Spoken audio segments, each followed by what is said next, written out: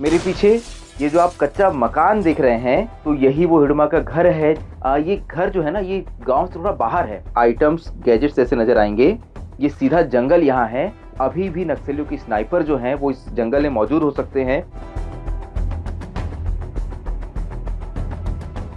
हिडमा वो most wanted नक्सली जिस पर देश के अलग अलग राज्यों ने 1 करोड़ से भी अधिक का इनाम रखा है।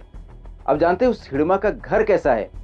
मेरे पीछे ये जो आप कच्चा मकान देख रहे हैं यही हिडमा का वो घर है जहां उसका बचपन बीता। जवानों की माने तो हिडमा ने 16 साल की उम्र में नक्सल संगठन ज्वाइन किया। उससे पहले हिडमा इसी घर में रहता था। अब इस घर में हिडमा की मां रहती है। फिलहाल इस घर में ताला लटका हुआ है। जवानों ने कहा कि फोर्स के आने के बाद हिडमा की मां अक्सर गांव में दूसरे घरों में जाकर रह रही है। अब इस घर को आप देखिए तो बिल्कुल एक सामान्य गांव का जो घर होता है वैसा ये घर है। इस घर को देख के आप अंदाजा ही लगा सकते हैं कि यहाँ देश का सबसे खूंखार सबसे खतरनाक नक्सली जिस पर बस्तर में हुई सारी बड़ी नक्सल घटनाओं के का हाथ हो, जिसका इन घटनाओं के पीछे उस नक्सली का ही घर होगा।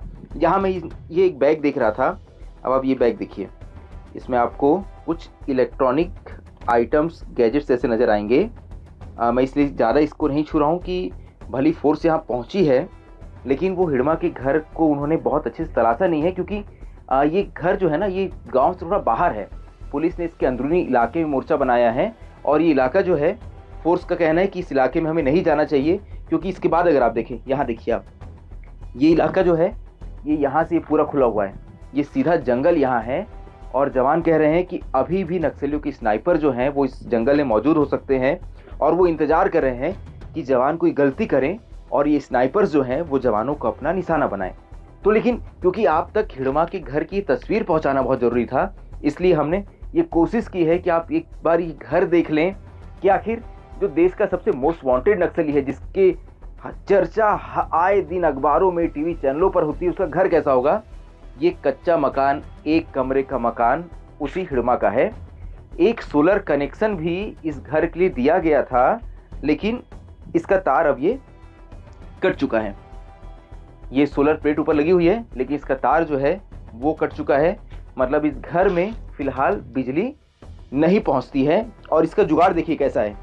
मैं अपने सहयोगी कहूँगा कि आप एक बार ये तस्वीर भी दिखाएं कि जब रात होती होगी, अंधेरा होता होगा, तो एक ये देखिए जुगाड़ का कमाल देखिए। ये इसके अंदर बैटरी है, ये एक जुगाड़ का टॉर्च है। देखिए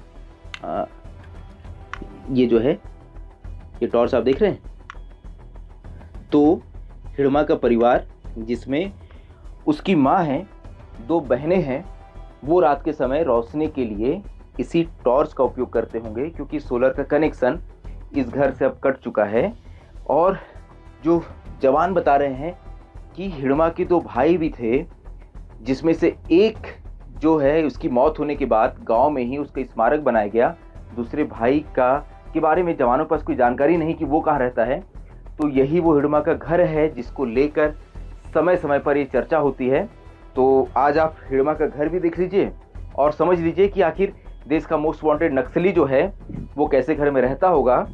हिडमा यहाँ समय समय पर आता रहा है अपनी माँ से मिलने, अपने परिवार से मिलने, लेकिन फिलहाल हिडमा नक्सल संगठन में शामिल होने के बाद उसका लगातार कद बढ़ता गया। हिडमा पहले नक्सली संगठन में बढ़ते हुए बटालियन नंबर 1 के कमांडर के पद पर पहुंचा, जहां हिडमा ने बड़ी नक्सल वारदातों को अंजाम दिया जिसमें सैकड़ों जवानों की शहादत हुई।